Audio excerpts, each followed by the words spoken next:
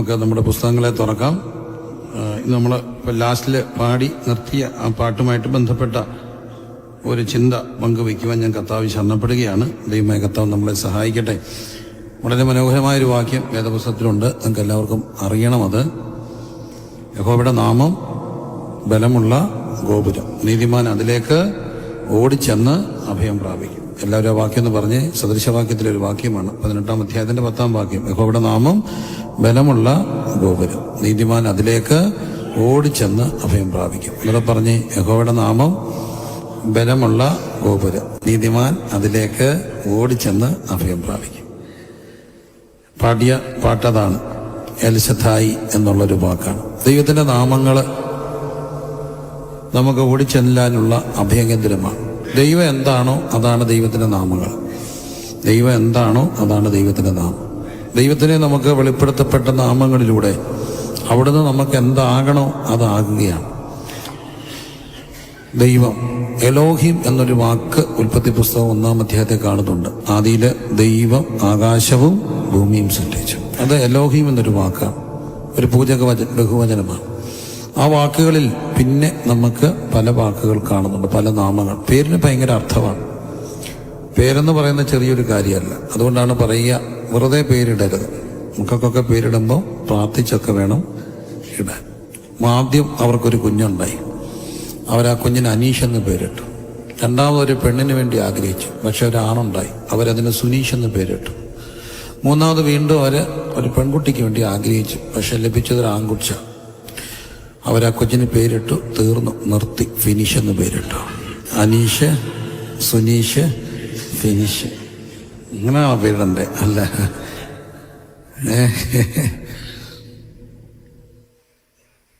പേരിന് ഭയങ്കര അർത്ഥമാണ്.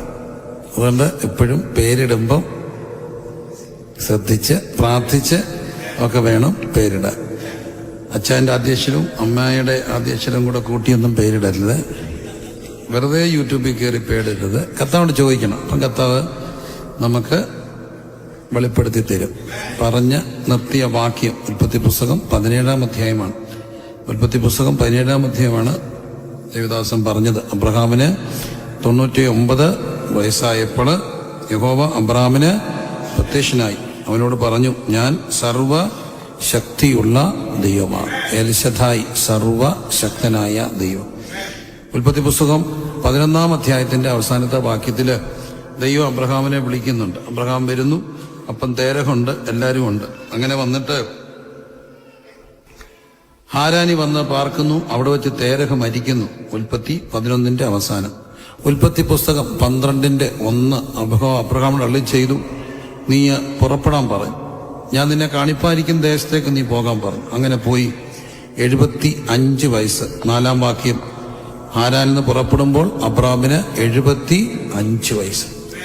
അങ്ങനെ അബ്രഹാം പുറപ്പെടുകയാണ്. പുറപ്പെട്ടപ്പോൾ ദൈവം പറഞ്ഞു, ഞാൻ നിന്റെ സന്തതിയെ അനുഗ്രഹിക്കും, ഞാൻ നിന്നെ വലിയൊരു ജാതിയാക്കും. ഇതെല്ലാം പറഞ്ഞു. കാര്യമായ ഒന്നും സംഭവിച്ചില്ല.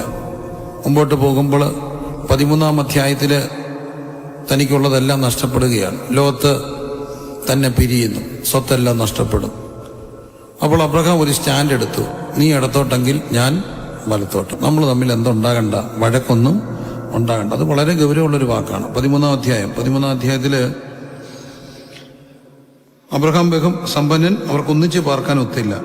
അതും ഓർക്കേണ്ട ഒരു കാര്യമാണ്. 6-ാം വാക്യം, അബ്രഹാമിനോട് വന്ന ലോകത്തിനും ആടുമാടുകളും കൂടാരങ്ങളും ഉണ്ടായിരുന്നു. 13-5, 13-6, ഉൽപ്പത്തി 13-6.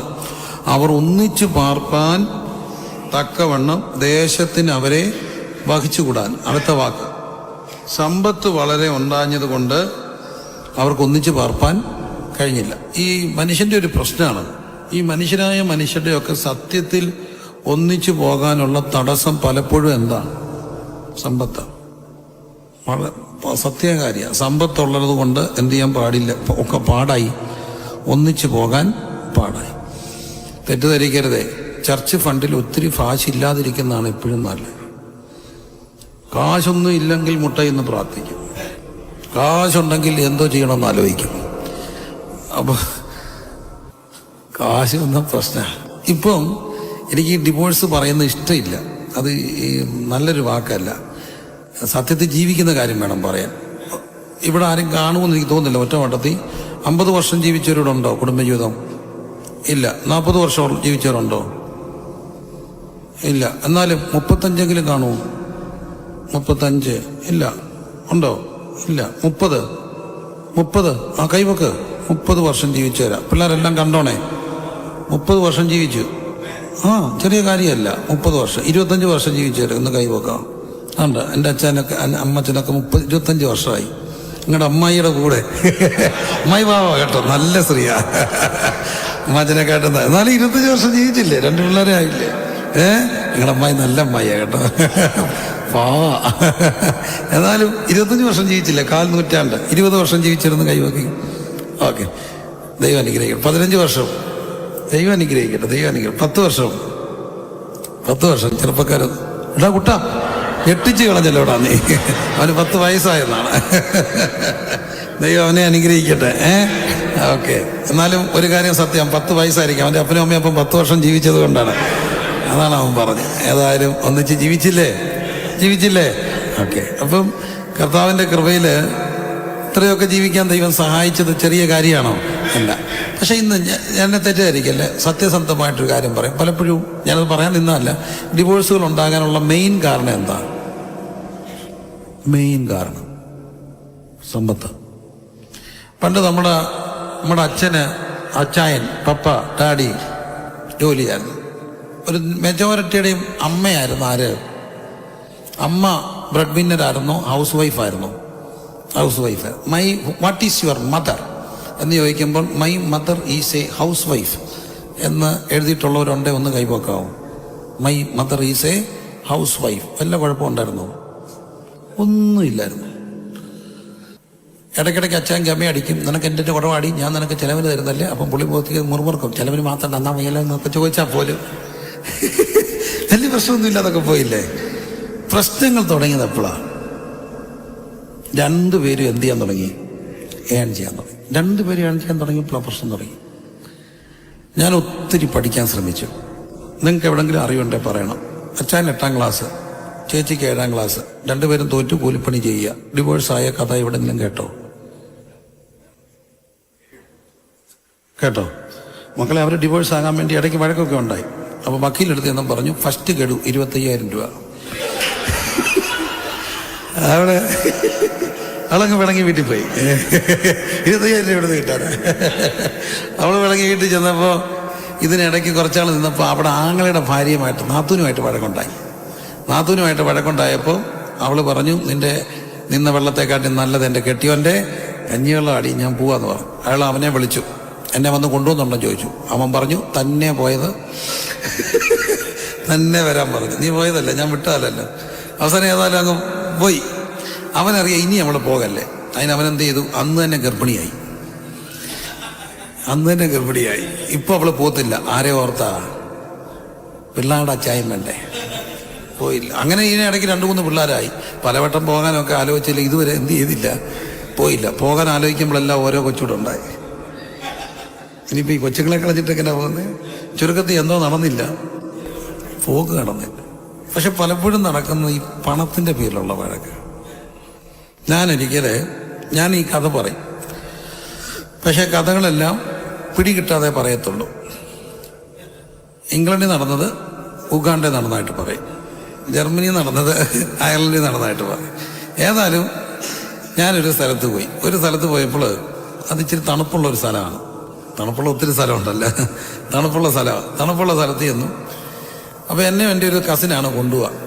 എന്നെ സത്യത്തിൽ അവിടെ വന്ന് ഞങ്ങളുടെ ചർച്ചിൻ്റെ പണി നടക്കുമ്പോൾ എന്നെ അദ്ദേഹം കൊണ്ടുപോയതാണ്, ഫണ്ട് റൈസിങ്ങിന് കൊണ്ടുപോയതാണ്. അപ്പം ഞങ്ങളുടെ ചർച്ചിൻ്റെ പണി നടക്കുകയാണ്, അതായിരുന്നു അതിൻ്റെ പരമാർത്ഥം. അങ്ങനെ എന്നെ കസിനും കൊണ്ടുപോയി. അപ്പോൾ എന്നോട് പറഞ്ഞു, ഒരു വീട്ടിൽ പോയി പ്രാർത്ഥിക്കണം. ഞാൻ ആ വീട്ടിൽ ചെന്നു. എൻ്റെ പൊന്നെ, ആ വീട്ടിൽ ചെന്നപ്പോൾ കയറിയിരുന്നപ്പോൾ തണുപ്പാണ്. സാറിന് അവിടെ എല്ലാവരും ഹീറ്റർ ഇടും, ഈ വീട്ടിൽ ഹീറ്റർ ഇല്ല. എന്നെ തണുക്കുന്നു, സത്യമായിട്ട് എന്നെ അങ്ങ് തണുക്കുകയാണ്. അപ്പം ഞാൻ ഇങ്ങനെ ചോദിച്ചു, ഇവിടെ ഹീറ്റർ ഇല്ലെന്ന് ചോദിച്ചപ്പോൾ ഇവർ കണ്ണി നോക്കുക. ചരിത്രം എന്നാ ചോദിച്ചാൽ അവിടെ ഈ ടോപ്പപ്പ് ചെയ്യുക ഹീറ്റർ, ഈ പോസ്റ്റ്പെയ്ഡ് അല്ല ടോപ്പപ്പ് ചെയ്യുക. അപ്പോൾ ഇവര് കഴിഞ്ഞതിൻ്റെ മുമ്പത്തെ പ്രാവശ്യം പുള്ളിക്കാരൻ്റെ ടേണായിരുന്നു, അത് കഴിഞ്ഞ് പുള്ളിയുടെ ടേണായിരുന്നു. ഈ പ്രാവശ്യം അതിൻ്റെ ടേണിൽ വന്നപ്പോൾ ഏതാണ്ട് പ്രശ്നം ഉണ്ടായതുകൊണ്ട് 2 പേരും ചെയ്യാതിട്ടേക്കുക. തണുക്കുകയാണ്. എന്നെ തണുക്കുന്നു, അതാണ് എൻ്റെ പ്രശ്നം. അപ്പം ഞാനിങ്ങനെ പറഞ്ഞപ്പോൾ ഇവരിങ്ങനെ വർത്താനം ചുരുക്കത്തിൽ പിന്നെ പൈസയുടെ പേരിലുള്ള വഴക്കാണ്. കുറേ നേരം വർത്താനം പറഞ്ഞപ്പോൾ ഇവർ പൈസയുടെ പേര് വഴക്കുണ്ടാക്കും. എനിക്കങ്ങ് സങ്കടം വന്നു. ഞാൻ മനസ്സിലാക്കിയ ഒരു കാര്യമുണ്ട്, അവിടെ അച്ഛൻ അസുഖം വന്നപ്പോൾ ഇവൻ പൈസ അയപ്പിച്ചില്ല, അയാൾ മരിച്ചുപോയി. അയാളുടെ അച്ഛൻ അസുഖം വന്നപ്പോൾ ഇവള് പൈസ അയപ്പിച്ചില്ല, അയാളും മരിച്ചുപോയി. ഈ പിള്ളേരുടെ രണ്ടപ്പന്മാരും പൈസ അയച്ചു കൊടുക്കാത്തതിൻ്റെ പേരിൽ എന്ത് ചെയ്തു? മരിച്ചു. പിന്നെയും പൈസ കണക്കായി പറയുക. കുറച്ച് കഴിഞ്ഞപ്പോൾ എനിക്കങ്ങ് കാലി വന്നു. കാരണം എന്നെ തണുക്കുന്നുള്ളതാണ് എൻ്റെ പ്രശ്നം. അപ്പം ഞാൻ പറഞ്ഞു, സഹോദരി കാര്യം ഞാൻ പറഞ്ഞേക്കാം, കുറേ നേരമുണ്ട് ഈ മനുഷ്യൻ ഈ കണക്ക് കേൾക്കുന്നു എന്ന് പറഞ്ഞ് എനിക്കങ്ങ് ദേഷ്യം വന്നപ്പോൾ എന്നെ കൊണ്ടുപോയ കസിൻ എന്നെ ചൊറിഞ്ഞിട്ട് പറഞ്ഞു, ഇത് ശരിയാകുന്ന കേസല്ല, അവളെ സപ്പോർട്ട് ചെയ്യും, നമുക്ക് പൈസ കിട്ടുമെന്ന് പറഞ്ഞു. അവളാണ് കാശുള്ള, അവളെ സപ്പോർട്ട് ചെയ്താലേ നമുക്ക് വല്ല കിട്ടുന്നത്. നമുക്ക് ഹോൾ പണിയണം, കിട്ടുന്ന മേടിച്ച്. ഇത് കുടം പിടിക്കുന്ന കേസല്ല. അപ്പൊ അവളെ ഒന്ന് സപ്പോർട്ട് ചെയ്ത് സന്തോഷിപ്പിച്ചാ എല്ലാം തരുമെന്ന് പറഞ്ഞു. അപ്പന് കൊടുത്തില്ലെങ്കിലും നമ്മൾ സന്തോഷിപ്പിച്ചാൽ തരും. ഞാൻ പറഞ്ഞു, എനിക്ക് നിന്റെ കാശ് വേണ്ട, കാരണം നിന്റെ കാശ് മേടിച്ച് ഞാൻ ഹോള് പണിതാ കമ്പിയും സിമെന്റ് ഇരിക്കത്തില്ല, അതിങ്ങ് ഇടിഞ്ഞു പോരും.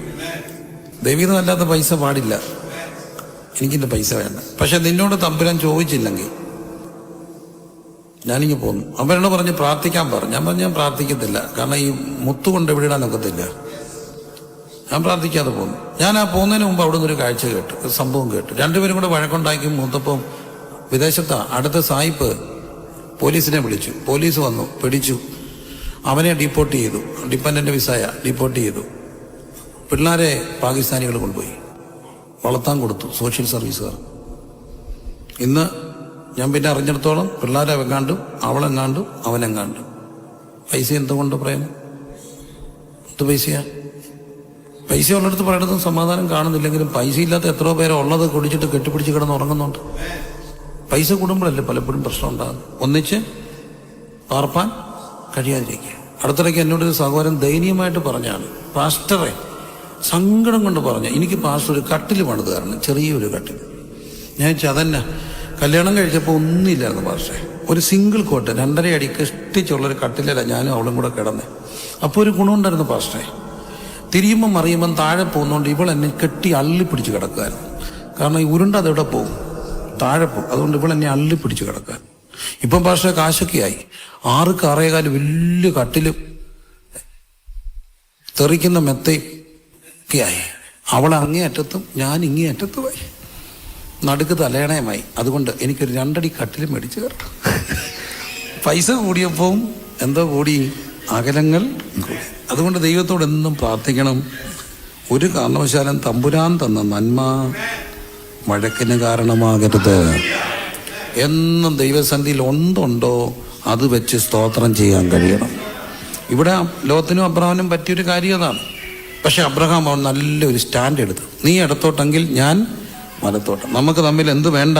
വഴക്ക് വേണ്ട. വഴക്ക് വേണ്ടെന്ന് തീരുമാനിച്ചപ്പോൾ ദൈവം അബ്രഹാമിന് പ്രത്യക്ഷപ്പെട്ടിട്ട് പറഞ്ഞു, നിന്റെ സന്തതിയെ ഞാൻ ഭൂമിയിലെ പൊടി പോലെ വർദ്ധിപ്പിക്കും, പൊടിയെ എണ്ണ പൊടി പോലെ ആക്കും. 16 പൊടി പോലെ ആക്കും. 14 ദൈവം അബ്രഹാമിനെ വീണ്ടും അനുഗ്രഹിച്ചു. അബ്രഹാം ലോത്തിനെ രക്ഷിച്ചു കൊണ്ടുവന്നു, മൽക്കീസേദെക്ക് എതിരേക്കുന്നു. 15 ദൈവം പ്രത്യക്ഷപ്പെട്ടിട്ട് പറഞ്ഞു, നിന്റെ സന്തതിയെ ഞാൻ ആകാശത്തിലെ എന്തുപോലാക്കും? നക്ഷത്രങ്ങൾ പോലാക്കും എന്ന് പറഞ്ഞു. 16-ാം അധ്യായമായി. 10 വർഷം കഴിഞ്ഞു, 85 വയസ്സായി. കാരണം 16-ന്റെ അവസാനം അബ്രഹാമിന് 86 വയസ്സ് ഇസ്മായിൽ ജനിച്ചപ്പോൾ 10 വർഷം കഴിഞ്ഞിട്ടും മക്കളുണ്ടാകുന്നില്ല. അപ്പോൾ ആഗർ വന്നിട്ട് സാറ വന്നിട്ട് പറഞ്ഞു, എനിക്കാരെ വേണം? ഒരു കുഞ്ഞിനെ വേണം, എനിക്കൊരു കുഞ്ഞിനെ വേണം. ഒരമ്മ, ഒരു സ്ത്രീ എന്നും അമ്മയാകാൻ ആഗ്രഹിക്കുന്നവളാണ്. അതുകൊണ്ട് അവൾ ഒരു കുഞ്ഞിന് വേണ്ടി ആഗ്രഹിച്ചു. അന്ന് ഒരു കഷ്ടമുണ്ട്, എന്താണെന്നറിയാമോ? ഭാര്യയിൽ മക്കളുണ്ടാകത്തില്ലെങ്കിൽ മൂത്ത ദാസിയിലും കുഞ്ഞുങ്ങളുണ്ടാകാം. അതന്നൊരു കഷ്ടമാണ്. ആ കഷ്ടത്തിൽ ഹാഗറിനെ കൊടുക്കുകയാണ്. അങ്ങനെ ആഗർ ഗർഭിണിയായി. ആഗർ ഗർഭിണിയായി കഴിഞ്ഞപ്പം അവൾക്ക് യജമാനത്തിയോടൊരു നിന്ന. യജമാനത്തി അവളുടെ കണ്ണിന് നിന്നതിയായി. സാറ ആരാ മോള്? സാറ കാഠിന്യം തുടങ്ങി. ആരെ ഓടിപ്പോയി? ആഗർ ഓടിപ്പോയി. ആഗർ അങ്ങനെ ഓടിപ്പോവുകയാണ്. ഗർഭിണിയായ ആഗർ ഓടിപ്പോയിട്ട് ശൂർ മരുഭൂമിയിൽ കിടക്കുകയാണ്. നോക്കിയോ, അവിടെ വഴിയിലെ നീരൊരു അനുഗ്രഹിച്ചതിന് അവളെ കണ്ടു. 7-ാം വാക്യം 16:7. യഹോവയുടെ ദൂതൻ മരുഭൂമിയിൽ ഒരു നീരുറവിന് അരികെ ശൂര്യന് പോകുവാൻ വഴിയിലെ നീരുറിൻ്റെ അരികെ വെച്ച് തന്നെ അവളെ എന്ത് ചെയ്തു? കണ്ടു. കണ്ടപ്പോൾ അവൾ ഗർഭിണിയ, പാപം, അനാഥയായ അവളെ ആര് കാണാനാ? മിസ്രയീമ്യ ദാസി. ഇന്നാണെങ്കിൽ എല്ലാവർക്കും ആധാറൊക്കെ ഉണ്ടെന്ന് പറയും. അന്ന് അവൾ മിസ്രയീമ്യ ദാസി, അനാഥ. അവൾക്ക് എന്താ അഡ്രസ്സ്? ഗർഭിണി. അവൾ അവിടെ മരുഭൂമിയിൽ മരിച്ചു കിടന്നാൽ ആരറിയും? ആരും അറിയില്ല. പക്ഷേ അവിടെ യഹോവയുടെ ദൂതൻ അവിടെ വന്നിട്ട് പറഞ്ഞു, നീ എഴുന്നേറ്റ് പോകാൻ പറഞ്ഞു, ഞാൻ നിന്റെ സന്തതിയെ വലുതാക്കുമെന്ന് പറഞ്ഞു. അങ്ങനെ ആ അനാഥ മിസ്രൈമി ദാസിയുടെ ഗർഭിണിയായ സഹോദരിയെ കർത്താവ് കാണുകയാണ്. അവളിത് കണ്ടു കഴിഞ്ഞപ്പോൾ അവൾ ഓർത്തു, ഞാൻ ഒരനാഥ, ആരുമില്ലാത്തവൾ. പക്ഷെ അവൾ പറയുന്നു 13-ാം വാക്യം, എന്നാറെ അവൾ എന്നെ കാണുന്നവനെ ഇവിടെയും കണ്ടുപോയി എന്ന് പറഞ്ഞ് തന്നോട് അരുളി ചെയ്ത യഹോവയ്ക്ക്, ദൈവമേ അങ്ങെന്നെ കാണുന്നു എന്ന് പേർ വിളിച്ചു. അതുകൊണ്ട് ആ കിണറിന് ബേർ ലഹൈ റോയി എന്ന് പേരായി. എൽ റോയി, അർത്ഥം എന്നെ കാണുന്നവൻ. എന്നെ കാണുന്നവനെ ഞാൻ ഇവിടെയും കണ്ടു. പ്രിയരെ, ഒരു കാര്യം ഓർത്തോണേ, നമ്മുടെ ദൈവത്തിൻ്റെ പേര് എൽ റോയി എന്ന അർത്ഥം നമ്മെ കാണുന്ന ദൈവം. ആരും കാണാനില്ലാത്തവളാണ് ഹാഗർ. അനാഥയായ അവളെ ആര് കാണാൻ? ഇന്നത്തെ ഭാഷ പറഞ്ഞ ഒരു അന്യസംസ്ഥാന സഹോദരി, അവളെ ആര് കാണാൻ? അവളെ ആര് ശ്രദ്ധിക്കാൻ? ആരും കാണാനില്ലാത്തവരെ കാണുന്ന ഒരു ദൈവമുണ്ട്. ദൈവത്തിൻ്റെ പേരാ എൽ റോയി. യഹോവയുടെ നാമം ബലമുള്ള ഗോപുരമാ. ഈ രാത്രി എന്നെ നിങ്ങളെ കാണുന്ന ഒരു ദൈവമുണ്ട്. ആ ദൈവത്തിൻ്റെ പേര് എൽ റോയിയ. എന്നെ കാണുന്ന ദൈവം. അതുകൊണ്ടാണ് പാപം പാടുകയാ, ആരും സഹായമില്ലാതെ എല്ലാവരും പാരിൽ കണ്ടിട്ടും കാണാതെ പോകുമ്പോൾ എന്നാലും എനിക്കൊരു സഹായകൻ വാനിലുണ്ട്. കരങ്ങൾ ഉയർത്തി എല്ലാവരും ഒന്ന് കണ്ണടച്ച് ഒന്ന് പറഞ്ഞേ, എന്നെ കാണുന്ന ഒരു ദൈവമുണ്ട്. ഉലകിലെവിടെ പോയാലും ആരും കാണാത്തവനെ അവൻ്റെ സങ്കടങ്ങളിൽ കാണുന്ന ഒരു ദൈവം, അവൻ്റെ വേദനയിൽ കാണുന്ന ഒരു ദൈവം. ആ ദൈവത്തിൻ്റെ പേരാണ് എൽ റോയി. കാണുന്ന ദൈവം. എന്നെ കാണുന്നവനെ ഞാൻ ഇവിടെയും കണ്ടുപോയെന്ന് പറഞ്ഞ് ആ ദൈവത്തിന് പേരിട്ടു എൽ റോയി. 17-ാം അധ്യായം. അബ്രഹാമിന് എത്ര വയസ്സായി? 99. 16-ന്റെ അവസാനം എത്ര വയസ്സാന്ന് നോക്കിയേ? 86. 86-ഉം 99-ഉം 13 വർഷം. 13 വർഷം നിശബ്ദതയുടെ ഒരു കാലം. കാരണം ദൈവം പറയാത്തൊരു കാര്യം ചെയ്തു. ദൈവം പറഞ്ഞു, ഞാൻ നിനക്ക് മക്കളെ തരും. പ്ലാനിൽ പോയി, ഭാര്യയുടെ വാക്ക് കേട്ട. അതുകൊണ്ട് 13 വർഷം ദൈവം നിശബ്ദനായി എന്ന് പറയുന്നത് ചെറിയൊരു കാര്യമല്ല. നമുക്ക് 13 ചിലപ്പോൾ 20 വർഷം ദൈവം മിണ്ടാതിരുന്നാലും അറിയില്ല. കാരണം നമ്മളങ്ങനെ മിണ്ടാറൊന്നുമില്ല. പക്ഷെ അബ്രഹാമിന് അങ്ങനല്ല. എങ്ങോട്ട് പോകണമെങ്കിലും ആര് പറയണം? ദൈവം. 13 വർഷം ശബ്ദം കേട്ടില്ല. സങ്കടമായി, പിണങ്ങി. ദൈവം ചെറിയ ഒരു കൂട്ടുവെട്ടി, കൂട്ടുവെട്ടി. പക്ഷെ അവിടെ നോക്കിക്കോണം, ഇണങ്ങാൻ വന്നതും ആരാ? ദൈവം അബ്രഹാമിനോട് പറഞ്ഞു. 99 വയസ്സായപ്പോൾ 13 വർഷം കഴിഞ്ഞപ്പോൾ പറഞ്ഞു, ഞാൻ ആരാ? സർവശക്തിയുള്ള ദൈവമായ യഹോവയ. ഞാൻ ആരാണ്? സർവശക്തന.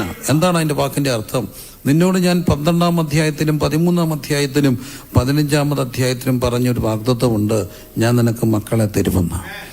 ഇന്ന് അതിനുള്ള സാധ്യതകളെല്ലാം പോയി. പക്ഷേ എൻ്റെ പേര് സർവശക്തനെന്ന. എല്ലാ സാധ്യതകളും അവസാനിക്കുമ്പോൾ ആശ്രയിക്കാൻ ഒക്കുന്നൊരു നാമമുണ്ട്. ആ നാമമാണ് എൽ ശദ്ദായി, സർവശക്തനായ ദൈവം.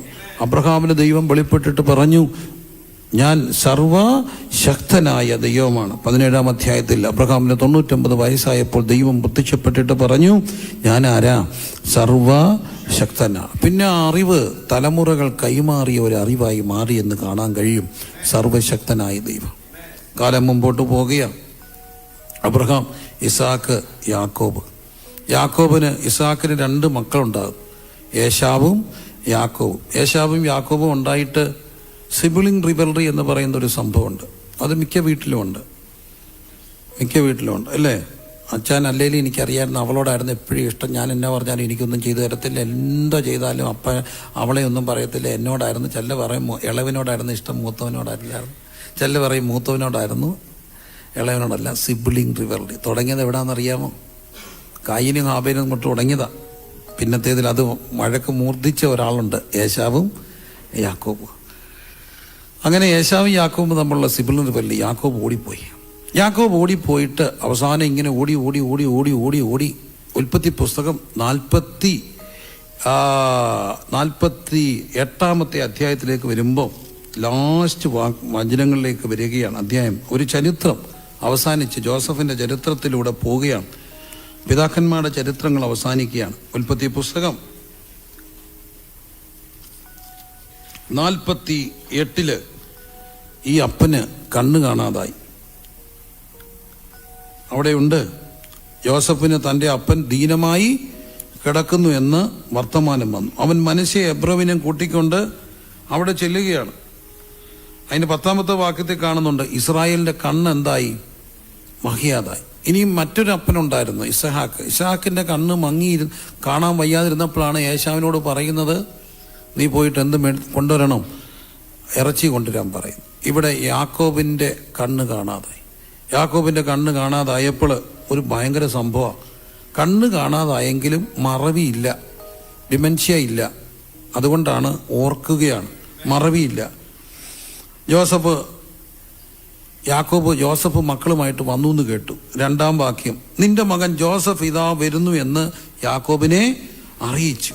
അപ്പോൾ ഇസ്രായേൽ, ഒന്ന് വിഷ്വലൈസ് ചെയ്യണം. ഇസ്രായേൽ, യാക്കോബ തന്നെത്താൻ ഉറപ്പിച്ച് കട്ടിലിൽ ഇരുന്നു. പ്രായമായി, ചിലപ്പം വിട്ടാ താഴെ പോവും. അതുകൊണ്ട് എങ്ങനെയൊക്കെ ഒന്ന് ഇരുന്നു. എന്നിട്ട് ഈ വാസ് റിക്കളക്റ്റിംഗ്, ഓർമ്മകൾ ഇങ്ങനെ പങ്കുവയ്ക്കുക. പ്രായമുള്ളവരുടെ അടുക്ക ചെന്നാൽ അവർ കഥ പറയും. ആ കഥ ഇങ്ങനെ പറയുകയാണ്. ഈ മനുഷ്യൻ പറയുന്ന കഥ കണ്ടോ? 3-ാം വാക്യം, യാക്കോബ് യോസഫിനോട് പറഞ്ഞത്, സർവശക്തിയുള്ള ദൈവം കനാൻ ദേശത്തിലെ ലൂസിൽ വെച്ച് എനിക്ക് പ്രത്യക്ഷനായി. യാക്കോബ് ഇങ്ങനെ ഓർത്തിട്ട് പറയാണ്, ഞാൻ ഒത്തിരി ഓടിയവനാ, ഒത്തിരി അലഞ്ഞവനാ. പക്ഷെ ഈ യാത്രയിൽ ഓർത്തിട്ട് പറയുന്നു, ഞാൻ ഓടി ചേട്ടനെ പേടിച്ച് വന്നപ്പോൾ ലൂസിൽ വന്നു. അവിടെ എനിക്ക് പ്രത്യക്ഷനായ ഒരു ദൈവമുണ്ട്. പേരെന്താ? സർവശക്തൻ, എൽ ശദായി, സർവശക്തൻ. ഈ സർവശക്തനെ എവിടുന്നാണ് യാക്കോബിന് കിട്ടുക? വായിക്കാം. ഉൽപ്പത്തി പുസ്തകം 28-ാമത്തെ അധ്യായം. ഉൽപ്പത്തി പുസ്തകം 28-ാമത്തെ അധ്യായം. ചേട്ടനും അനിയനും കൂടെ വഴക്കുണ്ടായപ്പോൾ ചേട്ടൻ അനിയൻ അനുഗ്രഹം കൗശലത്തിലൂടെ മേടിച്ചു. ചേട്ടൻ അനിയനെ കൊല്ലാൻ പോവുകയാണ്. അവിടെയും കാണുന്നുണ്ട്, ഇസാക്കിന് കണ്ണ് വയ്യ, മങ്ങി, കാഴ്ചയില്ല. അതാണ് 27-ാമത്തെ അധ്യായത്തിൽ കാണുന്നുണ്ട്. ഇസാക്ക് വൃദ്ധനായി, കണ്ണ് കാണാൻ വഴിയാതായി. 27:1. കണ്ണ് കാണാത്ത അപ്പൻ മോനോട് പറയുകയാണ്, മോനെ, meeting and parting both are painful. മീറ്റിങ്ങും പെയിൻഫുള്ളാ, പാർട്ടിങ്ങും പെയിൻഫുള്ളാ. പെട്ടെന്ന് ഒരാൾ പിരിയുക. പ്രായമായ അപ്പൻ, കണ്ണ് കാണാത്ത അപ്പൻ മോനെ വിളിച്ചിട്ട് പറഞ്ഞു, ചേട്ടൻ നിന്നെ കൊല്ലും. എൻ്റെ മുമ്പിൽ കിടന്ന് 2 പേരും കൂടെ മരിക്കണ്ട. നീ എവിടെങ്കിലും പോ, അങ്ങ് അമ്മാച്ചൻ്റെ വീട്ടിൽ പൊക്കോ, ലാബാൻ്റെ വീട്ടിൽ നീ പോ. ഇനി എനിക്ക് നിന്നെ കാണുമെന്നറിയില്ല, നമ്മൾ തമ്മിൽ ഇനിയും കാണാൻ സാധ്യതയില്ല. പക്ഷെ ഒന്നെനിക്കറിയാം, നീ പൊക്കോ. പോയി രക്ഷപ്പെട്, എവിടെങ്കിലും പോയി രക്ഷപ്പെട്. ഒരാൾ കാത്തോളും, സർവശക്തൻ. കണ്ണ് കാണാത്ത അപ്പൻ മോന് പരിചയപ്പെടുത്തിയ ഒരാളുണ്ട്. ആരാ? സർവശക്തൻ. ലാസ്റ്റ് പാർട്ടിങ്ങ, അയക്കുക, രക്ഷപ്പെടാൻ വിടുക. ഇനി കാണുമെന്നറിയത്തില്ല, പക്ഷേ ഈ യാത്രയിൽ നിന്റെ കൂടിരിക്കാൻ ആര് കാണും? സർവശക്തൻ. യാക്കോബ് അറിവുമായിട്ട് പോയി. യാക്കോബ് അത് ഓർത്തിട്ട് പറയുകയാണ്, ലൂസിൽ വെച്ച് കല്ല് തലയണയായി കിടക്കുമ്പോൾ അവനൊരു സ്വപ്നം കാണുകയാണ്. സ്വർഗത്തോളം എത്തുന്ന ഒരു ഗവേണിയാണ്. അവിടെ വെച്ച് ദൈവം അവന് പ്രത്യക്ഷനായിട്ടും. അതാണ് റിക്കളക്ട് ചെയ്യുന്നത്. സർവശക്തിയുള്ള ദൈവം എനിക്ക് എന്ത് ചെയ്തു? പ്രത്യക്ഷനായി. അതുകൊണ്ട് തന്നെ ആ പ്രത്യക്ഷതകളെ അബ്രഹാം എപ്പോഴും ഓർക്കുക. കാലം മുമ്പോട്ട് പോയപ്പോൾ ഓരോ പ്രാവശ്യങ്ങളിലും ഈ ദൈവത്തിൻ്റെ അരുളപ്പാടുകൾ തൻ്റെ ജീവിതത്തിൽ ഉണ്ടായത് താൻ ഓർത്തെടുക്കുക. യാക്കോബിനോട് അപ്പം പറഞ്ഞു, പൊയ്ക്കോ മോനെ പൊയ്ക്കോ, പക്ഷേ നിനക്ക് ആരുണ്ട്? സർവശക്തനുണ്ട്.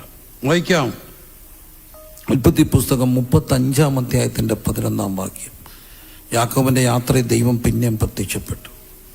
11-ാമത്തെ വാക്യം 35:11.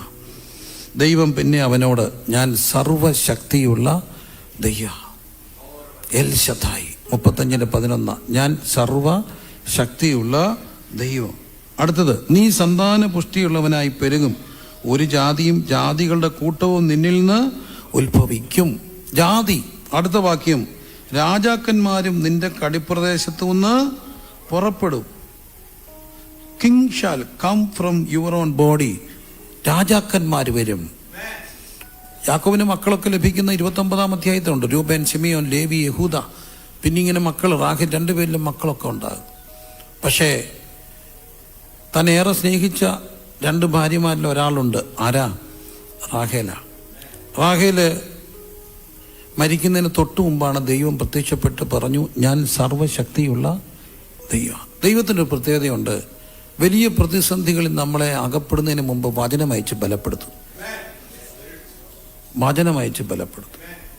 യാക്കോബിൻ്റെ ജീവിതത്തിലെ വലിയ നിർണായകമായൊരു പ്രതിസന്ധിയിലേക്ക് പോവുകയാണ്.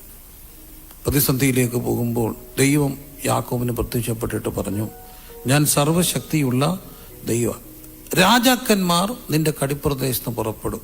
King shall come from your own body. Will come, it will come. അതേത് ടെൻസാ? It will come. ഫ്യൂച്ചറാ. Will come. വലിയ കാര്യമൊക്കെ പറഞ്ഞു. രാജാക്കന്മാർ വരും. പക്ഷെ അടുത്ത വാക്യത്തിൽ, അടുത്ത പാരഗ്രാഫിൽ കാണുന്നത്, സ്നേഹിച്ച ഭാര്യ റാഹേല് ഒരു കുഞ്ഞിനെ പ്രസവിക്കുകയും അവൾ എന്ത് ചെയ്യുകയും ചെയ്തു? മരിക്കുകയും ചെയ്തു. ദൂതെന്താ? രാജാക്കന്മാർ വരും. കുഞ്ഞു മരിച്ചു. അമ്മ ഇങ്ങനെ നോക്കുമ്പോൾ പ്രസവത്തോടുകൂടി അമ്മ ഏക്കം വലിക്കുക. ചോര കുഞ്ഞ് താഴെ കിടക്കുന്നു. ഏത് മക്കൾക്കും അപ്പനും വേണം, അമ്മയും വേണം. പക്ഷെ അപ്പനെക്കാട്ടിലും ചില സമയത്ത് കൊച്ചുകുട്ടികൾക്ക് ആര് വേണ്ടി വരും? അമ്മ. രണ്ടുപേരും വേണം. എന്നാൽ അമ്മ വലിയൊരു ഘടക. താരാട്ട് പാടണേ ആര് വേണം? അമ്മ വേണം. പാല് കൊടുക്കണേ ആര് വേണം? അമ്മ വേണം. എല്ലാത്തിനും അമ്മ ഒരു വലിയ സംഭവമല്ലേ? അമ്മയല്ലേ കുഞ്ഞിൻ്റെ എല്ലാം. അമ്മ വേണ്ടേ? ഇവിടെ എൻ്റെ പൊന്നു പ്രിയരെ, റാഹേല് മരിച്ചു. മരിക്കുന്നതിന് മുമ്പ് കുഞ്ഞിന് പേരിട്ടു ബെനോനി. ബെനോനി അങ്ങനെയാണ് അവിടെ ഇരിക്കുക. അവനാ പോകുന്ന സമയം അവൻ എന്തെന്ന് പേരിട്ടു? ബെനോനി. അർത്ഥം സങ്കടത്തിൻ്റെ പുത്രൻ. അമ്മയില്ലാതെ ഇവൻ വളരും. അമ്മയില്ലാത്തൊരു കുഞ്ഞ്. ഒരിക്കൽ പോലും താരാട്ട് പാടാൻ ഒക്കാത്ത ഒരു കുഞ്ഞ്. കൊച്ചു കുഞ്ഞുങ്ങൾക്ക് അറിയത്തില്ല. നാട്ടിൻപുറത്ത് എത്ര പാവം പിടിച്ചവനാണേലും, പച്ചവെള്ളം ചവച്ചിറക്കുന്നവനാണേലും, ഒരു വഴക്കുണ്ടാക്കാത്തവനാണേലും ചാടി ഇറങ്ങി വരും. ആരെങ്കിലും ചോദിച്ചാൽ മതി, അമ്മയുടെ മുലപ്പാല് കുടിച്ചും പാടാന്ന് പറഞ്ഞ അപ്പോൾ ഇച്ചിരി ആത്മീയമൊക്കെ മാറ്റി വെക്കും. തന്നെ അങ്ങ് ഇറങ്ങിച്ചില്ല മക്കളെ. തിളയ്ക്കും അമ്മയുടെ ചോര. പക്ഷെ ഇവിടെ ഒരുത്തിനുണ്ട് ബെന്യാമിൻ. അമ്മയുടെ പാല് കുടിച്ചാൽ വരാൻ പറഞ്ഞ ഒറ്റയാൾ പോത്തില്ല. ആരാ? ബെന്യാമിൻ. കാരണം അവൻ എന്ത് കുടിച്ചില്ല? പാല് കുടിച്ചില്ല. അമ്മയുടെ പാല് പോലും കുടിക്കാൻ കഴിയാത്ത ബെന്യാമിൻ. ചോരക്കുഞ്ഞിനെ കൊടുത്തിട്ട് അവള് പോയി. പേരിട്ടു ബെനോനി. പെട്ടെന്ന് യാക്കോബിനൊരു ധൈര്യം വന്നു. യാക്കോബ് ഓർത്തു, ഇച്ചിരി മുമ്പ് ദൈവം എന്ന് പറഞ്ഞു, ഞാൻ സർവശക്തനാ. അമ്മ പോയാലും ദൈവമുണ്ട്. അതുകൊണ്ട് ആ കുഞ്ഞിന് പേരിട്ടു ബെന്യാമീൻ. അർത്ഥം വലങ്കയ്യുടെ പുത്രൻ. ബെന്യാമീൻ അർത്ഥം വലങ്കയ്യുടെ പുത്രൻ. ഈ ധൈര്യം എവിടുന്നാ കിട്ടിയത് പ്രിയരെ? അമ്മ പോയതിന് മുമ്പ് തമ്പുരാൻ പറഞ്ഞു, താരാട്ട് പാടാൻ ഈ കുഞ്ഞിന് അമ്മയുടെ കൈയില്ലെങ്കിലും വലങ്കരം പിടിക്കാൻ തമ്പുരാൻ്റെ കരമുണ്ട്. താരാട്ട് പാടാൻ അമ്മയുടെ കൈയില്ലെങ്കിലും വലങ്കരം പിടിക്കാൻ തമ്പുരാന്റെ കരമുണ്ടെങ്കിൽ അവൻ ബെന്യാമിനാവും, വലങ്കയ്യുടെ പുത്രൻ. ദൂതൻ തരുന്നു, രാജാക്കന്മാർ നിന്റെ കടിപ്രദേശത്ത് നിന്ന് പുറപ്പെടും. ദൈവം ഒരു കാര്യം പറഞ്ഞാൽ നടക്കും. കാലം ഒത്തിരി മുമ്പോട്ട് പോയി. ശമൂവേലിന്റെ മക്കൾ അവന്റെ വഴി നടന്നില്ല. ദൈവം പറഞ്ഞു, നീ പോയിട്ട് ഒരാളെ രാജാവായിട്ട് അഭിഷേകം ചെയ്യാൻ പറഞ്ഞു. പോയി തൈലക്കൊമ്പൊക്കെ എടുത്തുകൊണ്ട് ആരെടുക്കല? ശൗൽ. ഏത് ഗോത്രം? ബെന്യാമീൻ ഗോത്രം. ബെന്യാമീൻ ഗോത്രം. രാജാക്കന്മാർ നിന്റെ എവിടുന്ന് വരും? എൻ്റെ ദൈവത്തിന് പ്രത്യേകതയുണ്ട്. പറഞ്ഞ ഉവ്വെന്ന വാക്ക് മാറാൻ മനുഷ്യനല്ല. അമ്മ പോയാലും വാക്ക് പൊത്തില്ല. താരാട്ട് പാടാൻ, മാറോട് ചേർക്കാൻ, പിഞ്ചു കുഞ്ഞിനെ കുളിപ്പിക്കാൻ അമ്മയുടെ കൈയില്ലെങ്കിലും യാക്കോബിനൊരു കാര്യം കിടികിട്ടി. ഞാൻ ഇച്ചിരി ഓടുകയും കുസൃതി കാണിക്കുകയും കൗശലം കാണിക്കുകയും ഒക്കെ ചെയ്തെങ്കിലും കണ്ണു കാണാത്ത ഒരപ്പന് അകക്കണ്ണുകൊണ്ട് പറഞ്ഞു, പൊയ്ക്കോ മോനെ, ഒരു കരം കാണും, സർവശക്തൻ. ആ കരം പിടിച്ചത് കൊണ്ട് അവൻ പറഞ്ഞു, ഇവൻ ബെനോനി അല്ല, ബെന്യാമീന, വലങ്കയുടെ പുത്രനാ. ബെന്യാമിൻ 48 അധ്യായത്തിൽ ഓരോ കാര്യം പറയുന്നു. ബെന്യാമിൻ കടിച്ചു കീറുന്ന ചെന്നായി. എന്താണ് ബെന്യാമിനെ ബെന്യാമിനാക്കിയത്? ആ ബോധ്യമാ, വലങ്കരം പിടിക്കുന്ന ഒരു ദൈവം ഉണ്ടെന്നുള്ള അപ്പൻ്റെ അറിവ്. കാലം മുമ്പോട്ട് പോയപ്പോൾ പുതിയ നിയമത്തിൽ വരുമ്പോൾ ഒരാൾ പറയുന്നു, ഞാൻ ആരാ? ബെന്യാമിൻ ഗോത്രക്കാരൻ, എബ്രായൻ ജനിച്ച എബ്രായൻ. ഇന്നും മനുഷ്യരെല്ലാം പഠിക്കുന്നത് പൗലോസിന്റെ ലേഖനങ്ങളാ. ഞാൻ എബ്രായൻ ജനിച്ച എബ്രായൻ, ബെന്യാമീൻ ഗോത്രക്കാരൻ. അമ്മ പോകുന്നതിന് മുമ്പ്, ആ കുഞ്ഞിന് ജന്മം കൊടുക്കുന്നതിന് മുമ്പ് കർത്താവ് പറഞ്ഞു, രാജാക്കന്മാർ ഇവൻ്റെ കടിപ്രദേശത്ത് ഉറപ്പെടും. എനിക്കൊരു കർത്താവിനെ അറിയാം. താരാട്ട് പാടാൻ അപ്പൻ്റെ കൈയില്ലെങ്കിലും, കൈ പിടിച്ച് നടത്താൻ ആരുമില്ലെങ്കിലും വലങ്കരം പിടിക്കുന്ന ഒരു ദൈവമുണ്ടോ? വലങ്കരം പിടിക്കുന്ന ഒരു ദൈവമുണ്ടോ? വലങ്കരം പിടിക്കുന്ന ഒരു ദൈവമുണ്ടോ? പ്രിയമുള്ളവരെ, എവിടെ വേണേലും നടത്താൻ അവൻ വിശ്വസ്തനാ. കരമെല്ലാം ഉയർത്തിപ്പിടിച്ചെന്ന് പറഞ്ഞ് എൻ്റെ വലങ്കരം പിടിച്ചിരിക്കുന്ന ഒരു ദൈവമുണ്ട്. ഇന്ന് പകൽ എത്ര പേർക്കത് കാണുന്നുണ്ട്? വലങ്കരം പിടിച്ചൊരു ദൈവത്തെ, വലങ്കരം പിടിച്ചിരിക്കുന്ന ദൈവത്തെ. ആ ദൈവത്തിൻ്റെ പേരാ സർവശക്തനായ ദൈവം. ഇസ്ഹാക്ക് ഈ അറിവ് യാക്കോബിന് കൊടുക്കുന്നുണ്ട്. എന്തുകൊണ്ടാണ് ഇസ്ഹാക്ക് ഈ യാക്കോബിന് അറിവ് കൊടുത്തത്? ദൈവം അബ്രഹാമോട് പറയുന്നു, നിനക്ക് ഞാൻ സർവശക്തിയുള്ള ദൈവമായി 17 അധ്യായത്തിൽ പ്രത്യക്ഷപ്പെട്ട ദൈവം 21 അധ്യായത്തിൽ ഉൽപ്പത്തി 21 അബ്രഹാമിന് ദൈവം ഇസ്ഹാക്കിനെ കൊടുക്കുന്നു. ഇസ്ഹാക്ക് 22 ഒരു യൗവനയുക്തനായ ചെറുപ്പക്കാരനായി, തീരെ കുഞ്ഞല്ല, യൗവനയുക്തനായ ചെറുപ്പക്കാരനായി. ആ ഇരിക്കുമ്പോഴാണ് ദൈവം 22 അബ്രഹാമോട് പറയുന്നു, നീ പുറപ്പെട്ട് ഞാൻ കാണിപ്പായിരിക്കുന്ന സ്ഥലത്ത് എന്നിട്ട് നിന്റെ മകനെ എന്ത് കഴിക്കണം? യാഗം കഴിക്കണം. അബ്രഹാമിന്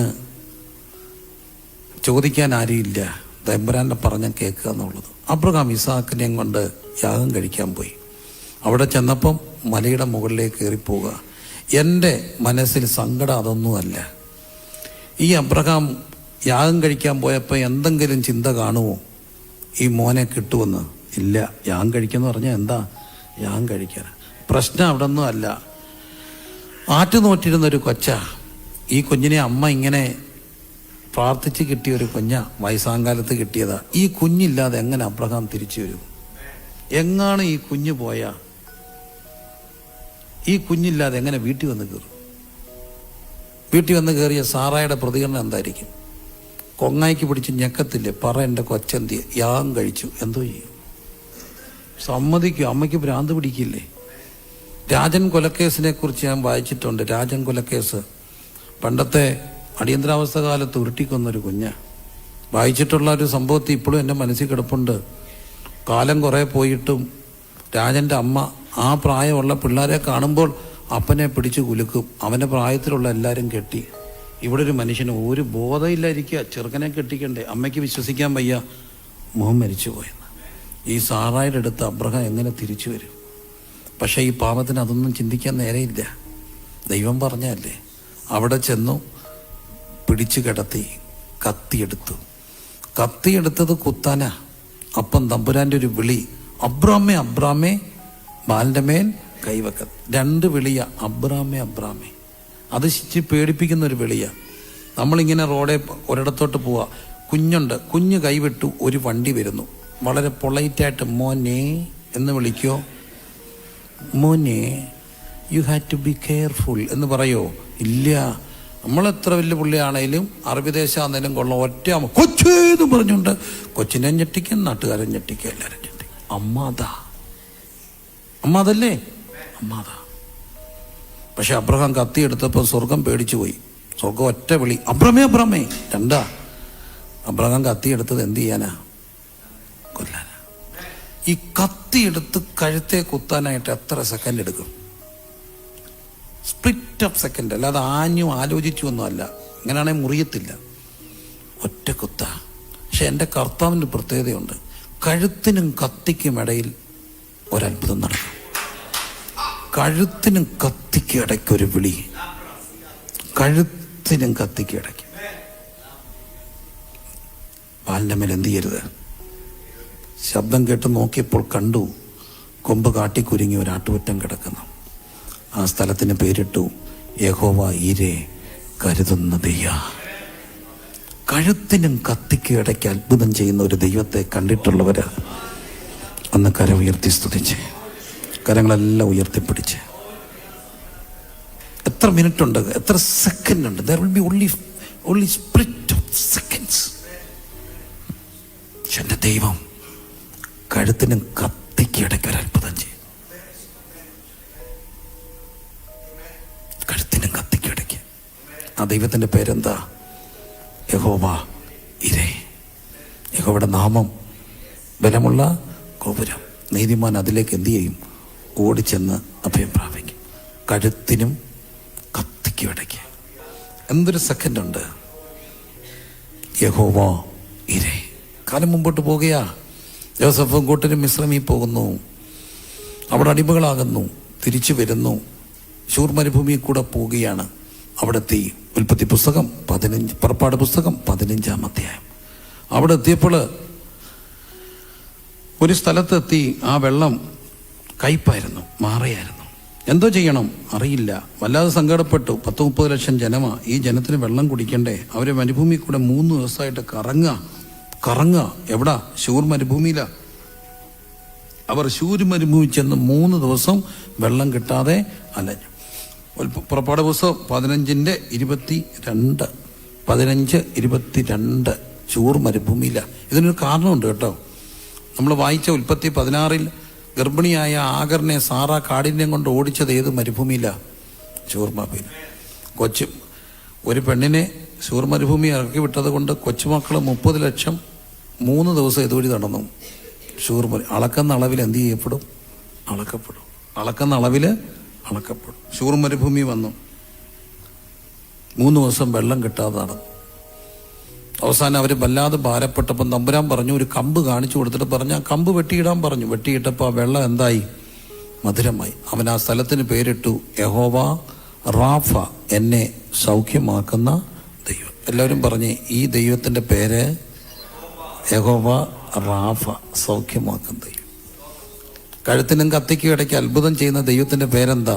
യഹോവ ഇരേ. ആരും കാണാനില്ലാത്തപ്പം കാണുന്ന ദൈവത്തിൻ്റെ പേര് എൽ റോയി. പരിമിതികളിൽ അസാധ്യങ്ങളിൽ പ്രവർത്തിക്കുന്ന ദൈവത്തിൻ്റെ പേര് എൽ ശദായി. എൻ്റെ പൊന്നു പ്രിയരെ, ഇവിടെ കാണുന്നു യഹോവ റാഫ, എന്നെ സൗഖ്യമാക്കി. ഞാനൊരു ചെറിയ കാര്യം പറഞ്ഞ് അവസാനിപ്പിക്കാം.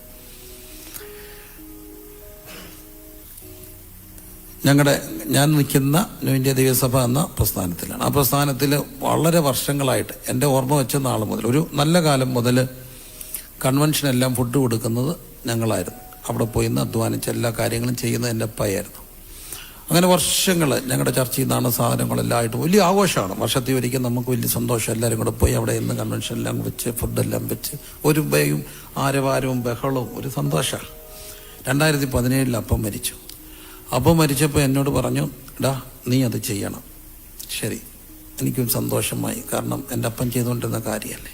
പക്ഷെ എനിക്കൊരു ചെറിയ പ്രശ്നമുണ്ട്. ചെയ്യാൻ തുടങ്ങിയാൽ നല്ലതായിട്ട് ചെയ്യണം, ഒന്നും കുറയ്ക്കരുത്. അതുകൊണ്ട് ഞാനോർത്ത് അപ്പ ചെയ്തതല്ലേ, നല്ലപോലെ ചെയ്യണം. അതുകൊണ്ട് ഞാൻ ഒരു ചന്തയിൽ പോയി 3 പോത്തിനെ മേടിച്ചുകൊണ്ട് വന്നു. വലിയ പോത്ത്, ആന പോലത്തെ പോത്തിനെ മേടിച്ചുകൊണ്ട് വന്ന് ഞാൻ തന്നെ അതിനെ പിടിച്ച് ഞങ്ങളുടെ പാസ്റ്റർമാരെല്ലാം കൂടെ വെട്ടി. ഞങ്ങളുടെ പാസ്റ്റർമാരെ മിടുക്കൊരു പാസ്റ്റർമാരാണ്. എല്ലാവരും കൂടെ പിടിച്ച് കയറ്റി ഞങ്ങളെ രാത്രി ഇതിനെ ആറഞ്ഞ് തകർത്ത് ഇറച്ചിയെല്ലാം എടുത്ത് നുറുക്കി കൊണ്ടുപോയി വാരി വെച്ച് കപ്പ ബിരിയാണി കൊടുത്തു. ബോട്ടി എന്ന് പറഞ്ഞൊരു സാധനമുണ്ട്, കൊടല, അത് നല്ലപോലെ ഫ്രൈ ചെയ്താൽ ബോട്ടി ഫ്രൈ ആണ്. അതെല്ലാം വെച്ച് കൂട്ടത്ത് തകർത്ത് എല്ലാവരും കഴിപ്പിച്ചു. 3 പോത്തും ബാക്കിയെല്ലാം കഴിച്ചെല്ലാം കഴിഞ്ഞ് കൂട്ടത്തെല്ലാം കഴിഞ്ഞ് തിരിച്ചു വരുമ്പോൾ എൻ്റെ കാലയിൽ കുറച്ച് ദിവസം കഴിഞ്ഞപ്പോൾ ഒരു നീര്, ആ നീരും എല്ലാം എൻ്റെ മുഖം. അപ്പോൾ എൻ്റെ കണ്ടിട്ട് ഒരാൾ പറഞ്ഞിട്ടാ നീ പോയി ബ്ലഡ് വർക്കൊക്കെ ചെയ്യണം. അപ്പം ഞാൻ ബ്ലഡ് വർക്ക് ചെയ്യാം, ബ്ലഡ് ചെക്കിനെല്ലാം പോയി. ബ്ലഡ് ചെക്കെല്ലാം ആയിട്ട് ഡോക്ടറെ മുമ്പിൽ ചെന്നിരുന്നപ്പോൾ ഈ ഡോക്ടറിനെ നോക്കിയിട്ട് പറഞ്ഞു, നീ നല്ല മനുഷ്യനാ, എനിക്ക് നിന്നെ ഇഷ്ടമാണ്, നീ കുറച്ചാൾ ജീവിക്കണം, പക്ഷേ എനിക്ക് സങ്കടം ഉണ്ടെങ്കിലും പറഞ്ഞേ ഒക്കത്തുള്ളൂ, 7 വർഷം കൊണ്ട് നീ ചത്തുപോകും. ഈ മനുഷ്യൻ്റെ കണ്ണിൽ നോക്കി പറയുക, 7 വർഷം നിനക്ക് മാക്സിമം, നീ ചത്തുപോകും. നല്ല രസമല്ലേ കേൾക്കാൻ? 7 വർഷം നമുക്ക് പ്രത്യാശയൊക്കെ ഉണ്ട്, എന്നാലും ജീവിക്കാൻ ആഗ്രഹമില്ലേ? കള്ളം പറയല്ലേ? ഞാൻ സ്വർഗത്തിൽ പോകുന്ന സന്തോഷം. എന്നാൽ ജീവിതം യേശുവിനോടൊപ്പം ഇവിടെ നടക്കുന്നതും മോശമാണോ? അല്ലേ? നമ്മൾ യേശുവിനോടൊപ്പം ഇവിടെ നടക്കുന്ന മോശമാണ്. പറഞ്ഞ 7 വർഷം കൊണ്ട് എനിക്കങ്ങ് ചിരി വരികയാണ്, പക്ഷെ പേടിയും വന്നു, എന്നാൽ സങ്കടവും വന്നു. എന്നിട്ട് എന്നോട് പറഞ്ഞു, നിന്നെ ഞാൻ ഒരു 30 വർഷം ജീവിപ്പിക്കാം, പക്ഷേ ഞാൻ പറയുന്ന ഒന്നും നീ കഴിക്കരുത്. ഇറച്ചി, മുട്ട, മീൻ, അത് ഇത് ഒത്തിരി കാര്യം പറഞ്ഞു. ഞാൻ കഴിക്കാം, ചുണ്ടയ്ക്ക, വഴുതനങ്ങ, വെണ്ടയ്ക്ക, കുറേ ലിസ്റ്റ് പറഞ്ഞു. ഇതെല്ലാം ഞാൻ കേട്ടോ. എന്നോട് പറഞ്ഞ് ശ്രദ്ധിച്ച് കേട്ടോ, ഉപദേശിമാർ പ്രസംഗിക്കത്തേ ഉള്ളൂ, പറഞ്ഞാൽ കേൾക്കത്തില്ല. അതുകൊണ്ട് ഞാൻ പറഞ്ഞു, നീ കേട്ടാൽ നിനക്ക് ജീവിക്കാം, ഇല്ല നീ ചത്തുപോകും. പുള്ളി വളരെ കർശനായിട്ട് എനിക്കങ്ങനെ സങ്കടമോ ദുഃഖമോ ഒക്കെ വന്നു. ഞാനന്നേരം ഒരു ജീപ്പില്ല, ഞാൻ എൻ്റെ ജീപ്പ് എടുത്തുകൊണ്ട് പോയിട്ട് ഒരു സൈഡിൽ ഒരു കണ്ടത്തിൻ്റെ അടക്കം കണ്ട് അവിടോട്ട് കൊണ്ട് ഒതുക്കിയിട്ടിട്ട് തമ്പുരാണ്ട് പറഞ്ഞ, കർത്താവേ 3 പോത്തിനെ ഞാൻ വെട്ടിക്കൊടുന്ന് കഴിപ്പിച്ചിട്ട് വരിക, ഇനി അതിൻ്റെ കടം വീടനെ ഞാൻ 1 വർഷം കൺവെൻഷൻ പ്രസംഗിക്കണം. നമ്മൾ 1 വർഷം കൺവെൻഷൻ പ്രസംഗിച്ചാലേ എൻ്റെ കടം തീരത്തുള്ളൂ. ആ 3 പോത്തിനെ വെട്ടി കഴിപ്പിച്ച് എന്നോടാണ് പറഞ്ഞത്, കഴിക്കരുത്. എനിക്ക് കഴിക്കണ്ടേ, എന്നാലും ഒരു എത്തിക്സ് വേണ്ടേ കർത്താവേ? നമ്മൾ അമ്മായി എല്ലാത്തിനും ഒരു ന്യായം വേണ്ടേ? പിന്നെ ന്യായമല്ലേ ദൈവം, നമ്മൾ ന്യായം പറയണ്ടേ? മോശമല്ലേ കർത്താവ് കാണിച്ചത്? എന്നോടല്ലേ പറഞ്ഞത്? എന്നോട് ഞാൻ കുറേ സങ്കടമൊക്കെ പറഞ്ഞു. സങ്കടം എല്ലാം പറഞ്ഞിട്ട് ഞാൻ വീട്ടിൽ വന്നു. എന്നോട് പറഞ്ഞു, 2 ആഴ്ച കഴിഞ്ഞിട്ട് നീ ഇത്രയൊക്കെ ഡയറ്റ് ചെയ്തിട്ട് 2 ആഴ്ച കഴിഞ്ഞിട്ട് ഒന്നുകൂടെ ബ്ലഡ് വർക്ക് റിപ്പീറ്റ് ചെയ്യണം. ശരി, ഞാൻ വീട്ടിൽ വന്നു. 2 ആഴ്ച കഴിഞ്ഞിട്ട് അടുത്ത ദിവസം അപ്പോയിൻമെൻ്റ് ഉണ്ട്, രാവിലെ പോയി നോക്കണം. തലേദിവസം കിടക്കുമ്പോൾ ഒരു വിഷമം വരുമോ? വരുമോ? പിന്നെ ഒരു രാവിലെ ഷുഗർ നോക്കണേ പോലും തലേദിവസം എന്ത് ഡീസൻ്റ് ആകും. എന്നിട്ട് പറയും ഐ ആം ഓക്കേ. ആ ഓക്കേയുടെ മണ്ടയിൽ പുള്ളി ഉള്ളതെല്ലാം കഴിക്കുകയും ചെയ്യും. നോക്കുന്നതിൻ്റെ അന്ന് ഭയങ്കര ഡീസൻ്റ് അല്ലേ? ഇച്ചിരി കൂടുതൽ നോക്കി അന്ന് രാവിലെ ഭാര്യ കുത്താൻ വരട്ടെ, ഇന്ന് നോക്കണ്ട, കാരണം അറിയാം ഇന്ന് നോക്കിയ സംഭവം. അതുകൊണ്ട് അന്ന് ഞാൻ ഇങ്ങനെ പ്രാർത്ഥിച്ച് കിടന്നു. എനിക്ക് നല്ല സങ്കടമല്ല, എന്നാലും ഞാൻ തമ്പുരാനോട് എപ്പോഴും പറയുന്നുണ്ട്, എന്നോടാണ് ഇത് ചെയ്തതെന്ന് എനിക്ക് സങ്കടമാണ് കേട്ടോ, മോശ എന്നൊക്കെ പറഞ്ഞു. ഞാൻ കിടന്നുറങ്ങി. 4 മണിയായപ്പോൾ ഞാൻ ഒരു സ്വപ്നം കണ്ടു. ആ സ്വപ്നമാണോ ദർശനമാണോ, but I could feel that. ബോംബെയിൽ ഒരു തങ്കച്ചാനുണ്ട്. തങ്കച്ചാൻ ഇങ്ങനെ കല്യാണമൊന്നും കഴിച്ചിട്ടില്ല, താടി വളർത്തിയൊരു അപ്പച്ചനാണ്. ഈ അപ്പച്ചനെ ഞാൻ കുറേ നാൾക്ക് മുമ്പ് മുംബൈ വെച്ച് കണ്ടപ്പോൾ എന്നോട് പറഞ്ഞു, പ്രിൻസിപ്പാനെ എനിക്ക് നിന്നെ ഭയങ്കര ഇഷ്ടമാണ്, ഞാൻ ഇത്ര വർഷമായിട്ട് നിനക്ക് വേണ്ടി പ്രാർത്ഥിക്കുന്നുണ്ട്, എന്നും നിനക്ക് വേണ്ടി പ്രാർത്ഥിക്കുന്നു. എനിക്കത് കേട്ടപ്പോൾ ഭയങ്കര സന്തോഷമായി. ഞാൻ വല്ലപ്പോഴും ഒക്കെ വിളിക്കും. പുള്ളിക്ക് രോഗശാന്തി ശുശ്രൂഷയുണ്ട്. ആരെങ്കിലുമൊക്കെ വിളിച്ചാൽ പുള്ളി എണ്ണ പൂശി പ്രാർത്ഥിക്കും. തന്നെ താമസിക്കുന്ന ഒരു ഭക്തനായ സന്യാസിയായ ഒരു മനുഷ്യൻ, സന്യാസി പോലെ ജീവി. അപ്പം ഞാനൊരു സ്വപ്നം കാണുകയാണ്. എൻ്റെ മിസ്റ്ററി എനിക്കറിയത്തില്ല. ഇദ്ദേഹം എൻ്റെ അടുത്ത് വന്നിരിക്കുന്നു. ഒരു സ്റ്റൂൾ എടുത്ത് എൻ്റെ കട്ടിലിൻ്റെ അടുത്തിരുന്നിട്ട് ഒരു ഇച്ചിരി എണ്ണ എടുത്തിട്ട് ഉച്ച മുതൽ ഉള്ളങ്കാല് വരെ തൂത്തു. എന്നിട്ട് പറഞ്ഞു, മക്കൾ ധൈര്യമായിട്ടിരിക്കടാ, എൻ്റെ മോനൊന്നും പേടിക്കണ്ട, അച്ഛൻ നിനക്ക് വേണ്ടി പ്രാർത്ഥിക്കാം, മക്കൾ ഓക്കെയാടാ. പുള്ളി ഇത് ഞാനൊരു സ്വപ്നം കണ്ടു. സ്വപ്നമല്ലേ? സ്വപ്നം. ഞാൻ പോയി. ഞാൻ ഈ ഹോസ്പിറ്റലിലോട്ട് കയറാൻ നേരത്ത് ഈ അച്ഛനെ വിളിച്ചു. അന്നേരം ഞാൻ ഓർത്ത് ചെയ്യുമ്പോൾ ഞാൻ സ്വപ്നം കണ്ടില്ല, അച്ഛനോടൊന്ന് പറഞ്ഞേക്കാം. അച്ഛായാ? ആരാ? പ്രിൻസാ? റാന്നിന്നാ? ആണോ? പ്രിൻസാണോ? 4 മണിക്ക് ഞാൻ നിന്റെ മുറി വന്ന് പ്രാർത്ഥിച്ചായിരുന്നു. എൻ്റെ പൊന്നെ, ഇനി എന്നോട് തിയോളജി ഒന്നും ചോദിക്കരുത്, ലൈവ് പോവുകയാണെങ്കിൽ എന്നെ വഴക്കുണ്ടാക്കരുത്. This is my experience. 4 മണിക്ക് ഞാൻ നീ മുറി വന്നടാ പ്രാർത്ഥിച്ചു. മക്കള് ധൈര്യമായിട്ട് പൊക്കോളാൻ പറഞ്ഞു. അതിൻ്റെ എക്സ്പീരിയൻസ് എന്താണെന്ന് എനിക്കത് പുള്ളി അവിടെ നിന്ന് ആത്മാവിൽ പ്രാർത്ഥിച്ചപ്പം പുള്ളിക്ക് അങ്ങനെ എക്സ്പീരിയൻസ് തോന്നിക്കാണും.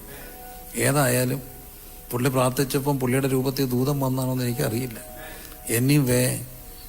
ബ്ലഡെല്ലാം ചെയ്തപ്പോൾ എല്ലാം നോർമലാണ്. അപ്പം ഞാൻ ചോദിച്ചു കഴിക്കാമോ? കഴിച്ചു, വണ്ണം കൂട്ടരുത്, മിനിമത്തിലേ കഴിക്കാവൂ. കഴിക്കാൻ വേണ്ടി ജീവിക്കരുത്, ജീവിക്കാൻ വേണ്ടി എന്ത് ചെയ്തോണം? കഴിച്ചോണം. എനിക്കൊരു കർത്താവിനെ അറിയാം, യഹോവ റാഫ.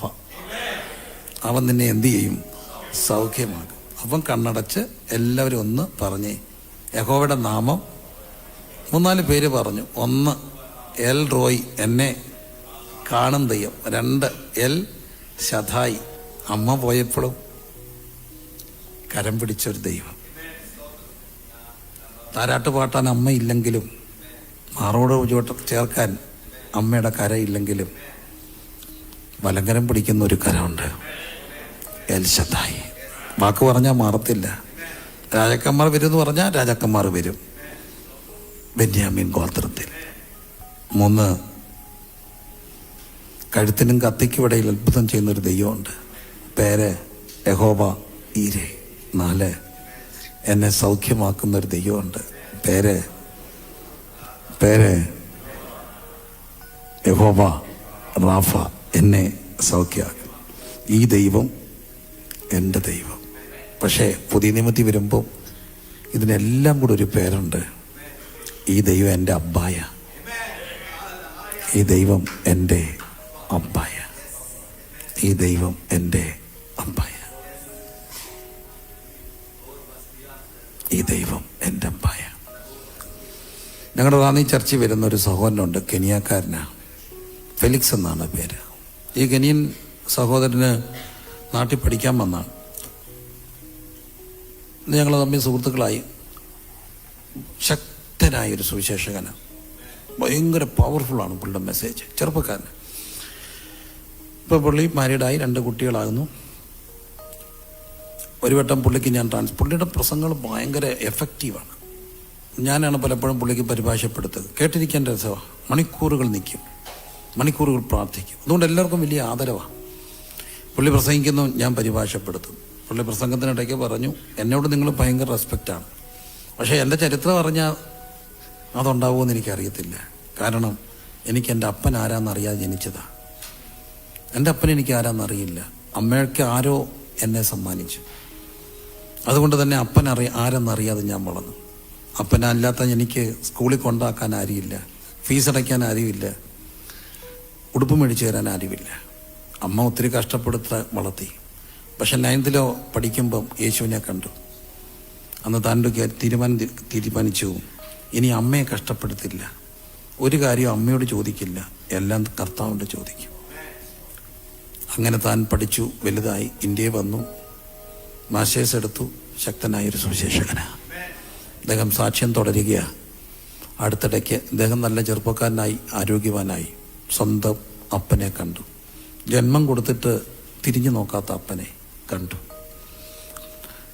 അപ്പനെ കണ്ടപ്പോൾ അപ്പനെ ഓർത്തു, ഈ ബലിഷ്ഠവാനായ ചെറുപ്പക്കാരൻ തന്നെ കഴുത്തി ഞെരിക്കും. പക്ഷെ മോനത് ചെയ്തില്ല.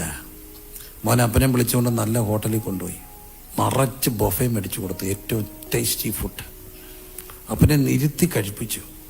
അത് കഴിഞ്ഞൊരു ടെക്സ്റ്റൈൽ ഷോപ്പിൽ കൊണ്ടുപോയി നല്ല ഷർട്ടും പാൻറ്റും എല്ലാം മേടിച്ചു കൊടുത്തു. അപ്പൻ ചോദിച്ചു, എന്തിനാ ഇങ്ങനെ ചെയ്യുക? നീ എന്നെ ഉപദ്രവിക്കുക, നീ എന്നെ അടിക്കുക, നീ എന്നെ ഇങ്ങനെ ചെയ്യുന്നേ? അവൻ പറഞ്ഞു, അപ്പാ, എനിക്ക് അപ്പനാരെന്ന് അറിയില്ലായിരുന്നു. എന്നെ സ്കൂളിൽ കൊണ്ടുപോകുമ്പോൾ കൊണ്ടാക്കാൻ ആരുമില്ല, ഫീസ് അടയ്ക്കാൻ ആരുമില്ല. അതുകൊണ്ട് പലപ്പോഴും വരാന്ത നിൽക്കേണ്ടി വന്നു. ഉടുപ്പും ട്രൗസറും മേടിച്ചു തരാൻ ആരും ഇല്ലാത്തതുകൊണ്ട് കളിയാക്കപ്പെട്ടു. അപ്പനില്ലാതെ വളർന്നു.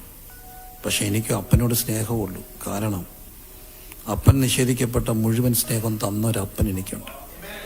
ഈ അപ്പനെ ഇങ്ങനെ മനസ്സിലാക്കാൻ ഒത്തത് എനിക്ക് ഈ അപ്പൻ സ്നേഹം നിഷേധിച്ചത് കൊണ്ട്. അതുകൊണ്ട് എനിക്ക് അപ്പനോട് പിണക്കില്ല. അപ്പനെക്കാട്ടി നല്ലൊരു അപ്പനെ എനിക്ക് കിട്ടി. ആ അപ്പൻ്റെ പേര് അവർ ഹെവൻലി അബ്ബ. ഇതെല്ലാമായ ദൈവം നമ്മുടെ അബ്ബായ. ഇതെല്ലാമായ ദൈവം എൻ്റെ അബ്ബായ. കാൺമീൻ, നാം ദൈവമക്കളെന്ന് വിളിക്കപ്പെടാൻ പിതാവ് സമയഭേദം കൂടാതെ നടത്തിയെന്ന് അബാന്ന് വിളിക്കുവാൻ. അരാമിക്കലിൻ്റെ അർത്ഥം അബ്ബാന്ന. അബ്ബ. ഈ ദൈവം എൻ്റെ പിതാവാണ്. ദൈവസന്ധി എഴുന്നേറ്റ് നിൽക്കാം. സർവശക്തനാണല്ലോ എൻ്റെ ദൈവം. ഇല്ലില്ല, അസാധ്യമായി ഒന്നുമില്ല. അഖിലാണ്ടത്തെ നിർമ്മിച്ചവൻ എൻ പിതാവല്ലോ. എന്താനന്ദം. റാഫ, യഹോവ, ഹാലലുയ, എൽ റോയി, റാഫ, എൽ ശദ്ധായി, സർവശക്തൻ, എൽ എലോഹീം, ഹാലലുയ. എല്ലാവരും ദൈവത്തെ ഇന്ന് സ്തുതിച്ചാട്ട്. കഴുത്തിനും കത്തിക്കും ഇടയ്ക്ക് അത്ഭുതം ചെയ്യുന്ന ഒരു ദൈവം, കഴുത്തിനും കത്തിക്കുമിടയ്ക്ക് അത്ഭുതം ചെയ്യുന്ന ദൈവം, ആരും കാണാനില്ലാത്തവനെ ഇന്നും പകലിലും കാണുന്ന ഒരു ദൈവം, ആൾക്കൂട്ടത്തിനിടയിൽ ആ കുരുടന്റെ ശബ്ദം തിരിച്ചറിഞ്ഞ ദൈവം. ദാവീദ് പുത്ര, എന്നോട് കരുണ തോന്നണമെന്ന് നിലവിളിച്ചപ്പോൾ ഒരൊറ്റ മനുഷ്യൻ കേൾക്കാത്തില്ല ആൾക്കൂട്ടത്തിൽ ആ ശബ്ദത്തെ. പക്ഷെ ആൾക്കൂട്ടത്തിനിടയ്ക്ക് ആ ശബ്ദത്തെ തിരിച്ചറിഞ്ഞ ദൈവത്തിന്റെ പേരാണ് എൽ റോയി, എന്നെ കാണുന്ന ദൈവം. ഏത് പുരുഷാരത്തിനിടയ്ക്കും അവന്റെ കുഞ്ഞിനെ തിരിച്ചറിഞ്ഞ് ആരും കാണാനില്ലാത്തവനെ കാണുന്ന ദൈവത്തിന്റെ പേര് എൽ റോയി. ഇന്ന് പകലിൽ ചിലർക്ക് വേണ്ടി കഴുത്തിനും കത്തിക്കും ഇടയ്ക്ക് പോലെ ഞെരുങ്ങി കഴിയുന്ന ചിലർക്ക് വേണ്ടി അത്ഭുതം ചെയ്യുന്ന യഹോവ ഈരെ ഇവിടെ വന്നിട്ടുണ്ട്. സൗഖ്യമാക്കുന്ന യഹോവ റാഫ ഇവിടെ വന്നിട്ടുണ്ട്. ഹല്ലേലൂയ. കാണുന്ന എൽ റോയി ഇവിടെ വന്നിട്ടുണ്ട്. പരിമിതികൾക്കപ്പുറം പ്രവർത്തിക്കുന്ന സർവശക്തനായ എൽ ശദ്ധായി നമ്മുടെ നടുവിലൂടെ എഴുന്നള്ളുന്നുണ്ട്. ഈ ദൈവം എൻ്റെ പിതാവാ കുഞ്ഞെ, കാണീൻ നാം ദൈവമക്കളെന്ന് ചോദിക്കും മുമ്പ് നമ്മുടെ ആവശ്യം ഇന്നതെന്ന് അറിയുന്ന ആ അബ്ബ നമ്മുടെ നടുവിലേക്ക് എഴുന്നള്ളി വന്നിട്ടുണ്ട്. വിശുദ്ധ ദിവസത്തില് ഹൃദയം നിറഞ്ഞ് കർത്താവിനെ വിളിച്ചേ, അബ്ബായേ, എൻ്റെ അബ്ബായേ, എൻ്റെ അബ്ബായേ, ഹി ഈസ് മൈ അബ്ബ, അവൻ എൻ്റെ പിതാവാ. ഹല്ലേലൂയ.